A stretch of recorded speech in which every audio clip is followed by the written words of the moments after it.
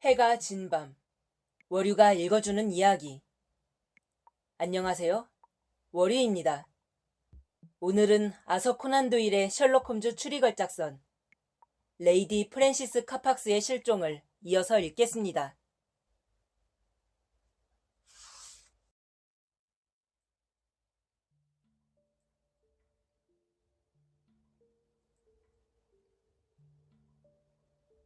그로부터 1시간가량 지난 뒤 홈즈는 평상시의 옷으로 갈아입고 내가 묵는 호텔방에 앉아 있었다. 홈즈는 자기가 갑자기 적절한 순간에 나타난 이유를 간단히 설명했다. 홈즈는 런던에서 하던 바쁜 일을 대충 마무리 지었다. 그리고 내가 바덴에서 몽펠리에로 갈 것을 예상하고는 한 걸음 먼저 이곳에 와서 노동자로 변장하고 선술집에서 내가 나타나기를 기다리고 있었다는 것이다. 홈즈가 말했다.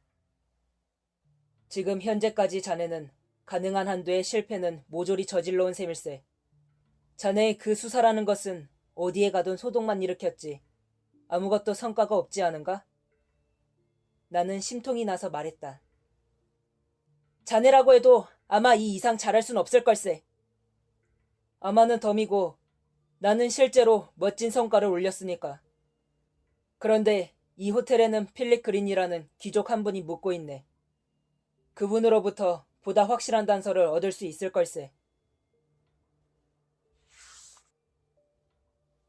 그때 보이가 명함 한 장을 들고 들어왔다. 그리고 그 뒤를 따라 몸집이 큰 남자가 나타났는데 놀랍게도 아까 나를 목졸라 죽이려던 그 남자였다. 그도 나를 보고 놀란 모양이었다. 이게 어찌된 일입니까, 홈즈 씨? 편지를 받고 찾아왔습니다만 이분이 이 사건과 어떤 관계라도. 이 사람은 나의 오랜 친구인 왓슨 박사입니다. 이번 사건에도 협력하고 있죠. 정체 모를 그 남자는 검게 탄 손을 내밀어 사과했다. 어디 다치신 데는 없는지요? 선생께서 내가 레이디 프랜시스를 못살게 군다는 투로 말씀하시기에 그만 화가 나서. 사실 요즘에 나는 무슨 행동을 취해야 하는지 나 자신도 모르는 상태입니다. 내 신경은 마치 전류가 흐르는 전신처럼 곤두서 있습니다. 어떻게 해서 일이 이렇게 돌아가는지도 알 수가 없습니다. 무엇보다도 홈즈씨, 도대체 어떻게 나에 관해서 아셨습니까? 레이디 프랜시스의 가정교사였던 도보니 양을 통해서입니다. 아, 그 수잔 도보니 할멈 말입니까? 예, 잘 알고 있죠. 그분도 당신에 관해 잘 알고 있더군요. 옛날 당신이 미국에 건너가기 전의 일부터 말입니다. 하하, 당신은 나의 신상 문제에 관해서 환히 조사를 끝낸 모양이군요. 그렇다면 뭘 숨기겠습니까? 나만큼 레이디 프랜시스를 진정으로 사랑한 사람도 없을 것이라고 단언할 수 있습니다. 내가 멧돼지처럼 괄괄한 성격의 젊은이였다는 것은 인정합니다. 그리고 그녀는 비단결처럼 고운 마음씨의 소유자라 나같이 거친 녀석을 견디기 어려웠겠죠. 그래서 처녀 시절의 그녀는 가끔 울기도 했습니다. 마침내 프랜시스는 나와는 이야기도 하려 들지 않았습니다. 그래서 나는 홧김에 미국으로 건너갔죠. 그러나 프랜시스 역시 나를 깊이 사랑했기에 끝내 독신을 지키고 살아왔다는 것을 잘 알고 있습니다. 나는 그동안 나이도 먹고 미국 오하이오주에서 사업에 성공하자 마음에 여유가 생겼습니다. 차분히 그간의 일을 생각한 끝에 프랜시스를 찾아가 그녀의 마음을 돌이켜봐야겠다고 생각했습니다. 그리고 마침내 로잔에서 프랜시스를 만나 어떻게든 설득해보려고 했죠. 그녀의 마음이 움직이는 것 같았습니다. 그런데 어떻게 된 일인지 다시 마음의 문을 닫고 두 번째 찾아갔을 때는 행방도 알리지 않고 떠나고 없는 것이었습니다. 그래서 바덴까지 찾아갔지만 허탕을 치고 수소문 끝에 프랜시스의 하녀였던 아가씨가 이곳에 산다는 것을 알아낸 것입니다. 하지만 길거리에서 벼랑간 왓슨 박사가 모욕적인 말을 하기에 옛날의 성격이 되살아나 그런 추태를 보이고 말았죠. 어쨌거나 레이디 프랜시스가 그 뒤 어떻게 되었는지 알 수 있겠습니까? 홈즈는 진지한 얼굴로 대꾸했다. 그건 우리도 궁금해하는 일입니다. 당신의 런던 숙소는 어디입니까, 그린 씨? 랭거 모텔입니다. 그럼 런던으로 돌아가서 내가 연락할 때까지 기다려 주십시오. 나로서는 레이디 프랜시스의 안전을 위하여 가능한 일은 다 할 겁니다. 지금 현재로서는 그 이상의 말은 할 것이 없습니다. 연락을 위해 이 명함을 드리겠습니다. 자, 왓슨. 자네도 짐을 챙겨 떠날 준비를 해주게. 나는 하숙집 허드슨 부인에게 전보를 치고 오겠네. 내일 7시 반쯤 허기가 져서 백가죽이 등에 닿아서 돌아갈 테니까 식사를 장만해 놓으라고 말일세. 런던 베이커가의 우리 집으로 돌아와 보니 전보 한 통이 와 있었다. 홈즈는 그것을 읽고는 잠옷 재미있다는 듯 장난기가 어린 표정으로 나에게 던져주었다. 내용은 갈기갈기 찢어져 있었음 이라고 되어 있고 발신지는 바덴이었다. 나는 고개를 갸우뚱했다. 이게 뭔가? 기억하고 있겠지만 내가 자네에게 전보를 쳐서 슐레징거 박사의 왼쪽 귀가 어떻냐는 질문을 했는데 자네는 답장도 없었지.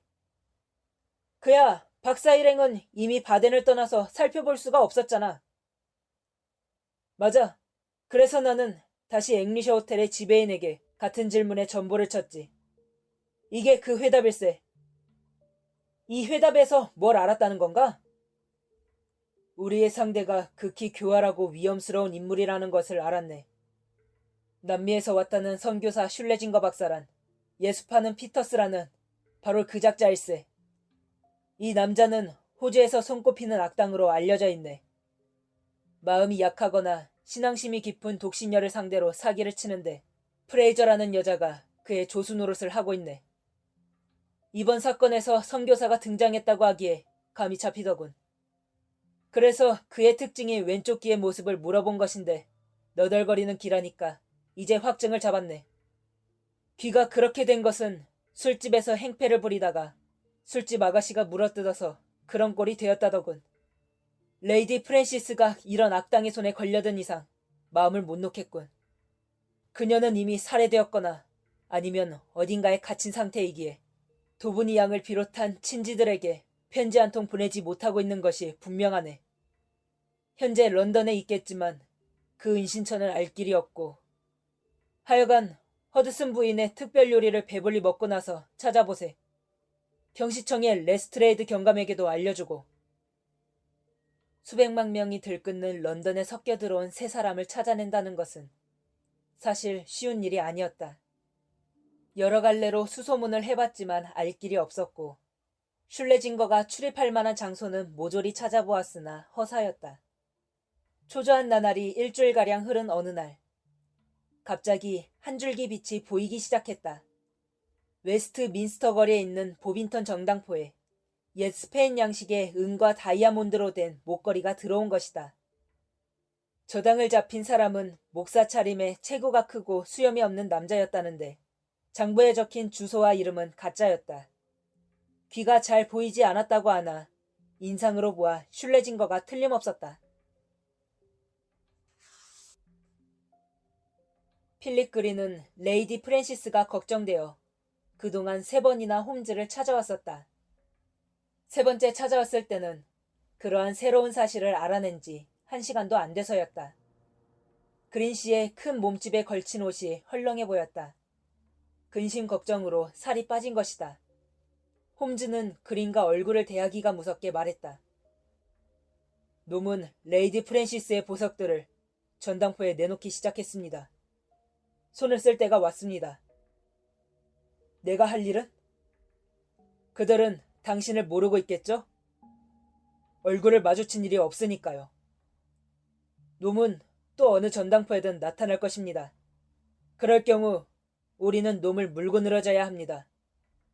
하지만 돈을 후하게 쳐주었고 까다로운 질문도 하지 않았다니까 돈이 궁하면 다시 보빈턴 전당포로 찾아올 겁니다. 전당포 주인에게는 내가 편지를 써서 당신이 전당포 안에 잠복해 있을 수 있도록 부탁해두겠으니 그 자가 나타나거든 뒤를 밟으십시오. 하지만 경솔한 짓은 절대 해선 안 됩니다. 특히 폭력을 쓰면 이를 그르치게 됩니다. 은신처만 알아내고 곧장 이리로 오십시오. 이틀이 지나도록 그린으로부터는 아무런 소식이 없었다. 그러나 사흘째 되던 날 저녁, 그린이 흥분한 나머지 부르르 몸을 떨며 뛰어들었다. 나타났어요! 빨리! 얼마나 당황하고 있는지 말도 제대로 하지 못했다. 홈즈가 그린의 손목을 잡고 의자에 앉히며 물었다. 일어난 일을 순서대로 이야기해 보십시오. 불과 1시간 전의 일입니다. 이번에는 여자가 나타났는데 갖고 온 목걸이가 요전의 그것과 짝을 이루는 것이었기에 전당포 주인이 나에게 눈짓을 해주었습니다. 여자는 키가 크고 얼굴이 푸르며 족제비 같은 작은 눈을 가지고 있었습니다. 홈즈가 고개를 끄덕였다. 바로 그 여자입니다. 하지만 여자가 전당포를 나서자 곧 뒤를 밟았습니다. 여자는 캐시턴 거리를 지나 어느 가게로 들어가더군요. 홈즈씨, 그건 장의사였습니다. 홈즈가 흠칫 놀라서 물었다. 그래서요? 여자가 장의사 주인과 이야기하더군요. 나도 시치미를 떼고 장의사 안으로 들어가서 관을 고르는 채 했습니다. 그러자 여자가 너무 늦는군요 라고 푸념하자 주인이 굽실거리며 변명을 했습니다.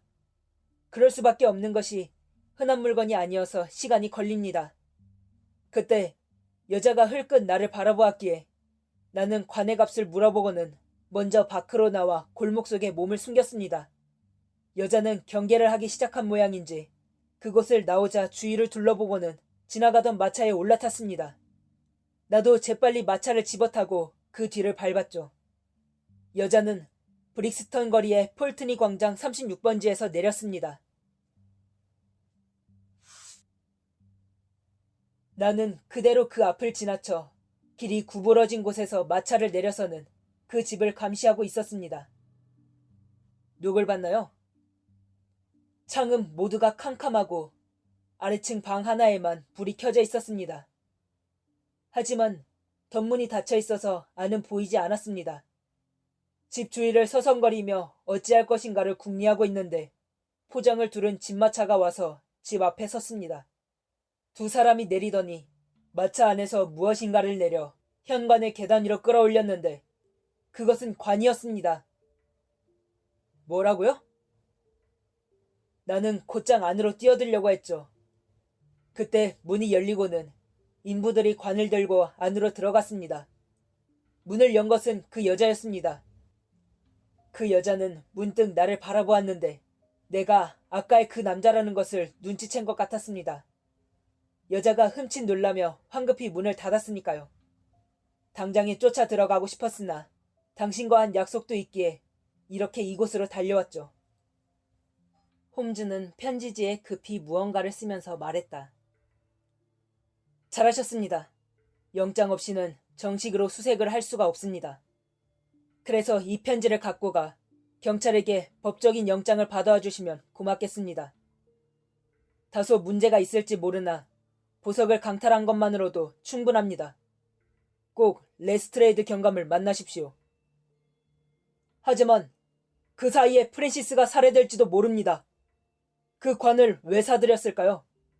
프랜시스가 아니면 누굴 넣으려고 한 걸까요? 우리가 곧 그리로 갈 생각입니다. 지체할 시간이 없습니다. 그쪽 일은 우리에게 맡기십시오. 그린이 달려나가자 홈즈가 말을 이었다. 자, 왓슨. 그린이 가면 경찰이 출동할 걸세. 우리는 그 전에 유격대로서 독자적인 행동을 취해야겠네. 사정이 급하니까 법적인 시비는 나중 문제일세. 1시 바삐 폴트니 광장으로 달려나가자고. 마차가 전속력으로 웨스트민스트 다리를 건너고 있을 때 홈즈가 말했다. 피터스는 자기 특기인 선교사로 가장하여 레이디 프랜시스의 마음을 사로잡았지. 그러고는 교묘하게 속임수를 써서 충직한 하녀 마리를 해고시키게 하고 레이디 프랜시스를 런던으로 유인하여 미리 얻어놓은 집으로 끌어들인 것일세. 그러고 나서 태도를 바꿔 그녀의 귀금속을 빼앗았을 테지. 피터스는 누군가가 그녀의 운명을 걱정하고 뒤쫓고 있을 거라고는 생각지 않았기에 장신구를 팔아도 아직은 위험이 없을 것으로 생각했던 모양이야. 레이디 프랜시스를 놔주면 물론 그 길로 고발당할 테니까 그럴 가능성은 없네. 그렇다고 언제까지나 붙잡아둘 수도 없는 일이지. 그래서 그 유일한 해결 방법은 죽이는 일일 테고. 틀림없는 이야기야. 여기에서 또 하나. 다른 추리를 해보세. 두 개의 판이한 생각을 따라가 보면 어디선가 교차점에 도달할 수도 있거든. 그래서 그녀가 아니라 관의 일에서 출발하여 거꾸로 생각해보세. 관을 구입한 것으로 보아 레이디 프랜시스가 이미 죽었다고도 볼 수도 있네. 그렇다면 그 시체를 다루는 데 있어 사망진단서나 매장 허가증을 갖춘 정정당당한 것이더니 좀 이상하지 않은가? 뒷마당이라도 파서 몰래 묻어버리면 될 텐데 말이야. 그렇다면 그들은 의사를 속여 자연사로 보이게 하는 방법. 예를 들어 특수한 독약 등으로 그녀를 죽였을 걸세. 그렇다고 의사가 그렇게 호락호락 넘어갈까? 일당이 아니고서야 사망진단서를 위조한 것은 아닐까? 그럴 가능성도 있지. 하지만 그럴 것 같지는 않네, 왓슨. 참, 저기에 그 장의사가 있군. 자네의 의젓한 모습이라면 누구도 의심하지 않을 걸세.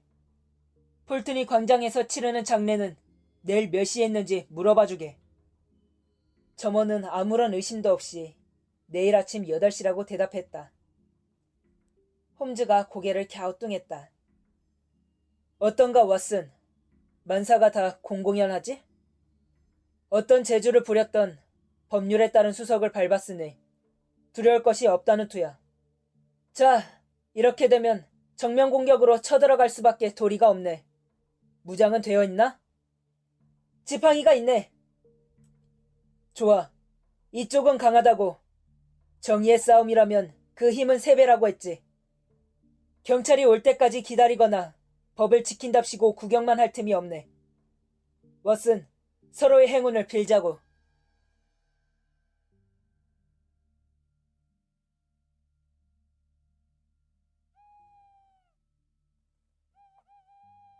벌써 밤이 깊었네요. 오늘은 여기까지 읽겠습니다.